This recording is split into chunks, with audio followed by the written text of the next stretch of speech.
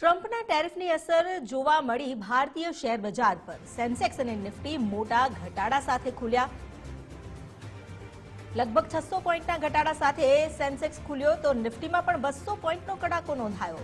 Export આધારિત શેરોમાં કડાકો બોલાવી ગયો. અમારી સાથે જોડાયા છે માર્કેટ એક્સપર્ટ જયદેવસિંહ ચુડાસમા. તેમની સાથે વાત કરીએ. જયદેવભાઈ, આપનું સ્વાગત છે ગુજરાત ફર્સ્ટ પર. આજે ટેરિફની જાહેરાત કરવામાં આવી છે, તેની અસર ખુલતા બજાર પર તો જોવા મળી છે. શું લાગી રહ્યું છે? બિલકુલ, ગઈકાલે મોડી સાંજે ભારતીય સમય પ્રમાણે લગભગ 6 વાગ્યાની આસપાસ ડોનાલ્ડ ટ્રમ્પ દ્વારા સોશિયલ ટ્રુથ ઉપર જે નિવેદન આપવામાં આવ્યું તેનું એક નેગેટિવ રિફ્લેક્શન આજના કારોબાર દરમિયાન જોવા મળશે તેવું અપેક્ષિત જ હતું. પણ જે રીતે આજે ભારતીય શેરબજારોની શરૂઆત થઈ છે તે જોતા જેટલું પેનિક જોવા મળે તેટલું બજારમાં જોવા નથી મળતું. ઇન ટર્મ્સ ઓફ હું કહીશ કે સેન્સેક્સ, નિફ્ટી અને બેંક નિફ્ટીમાં લગભગ 0.5% સુધીનો ઘટાડો જોવા મળી રહ્યો છે.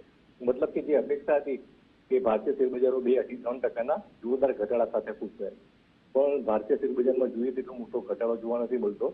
અને ડોનાલ્ડ ટ્રમ્પના નિવેદનને લઈને હું કહીશ કે છેલ્લા 4 મહિના દરમિયાન તેઓ ઘણીવાર જે તેમના નિવેદન આપે છે તેમાંથી પાછળથી ફેરવી પણ તોડે છે. અને બની શકે કે ભારત ઉપર તેઓ એક ટ્રેડ ડીલને લઈ અને એક દબાણ ઊભું કરી રહ્યા હોય તેવું બજારને લાગી રહ્યું છે. જી, આભાર આપનો જાણકારી આપવા માટે.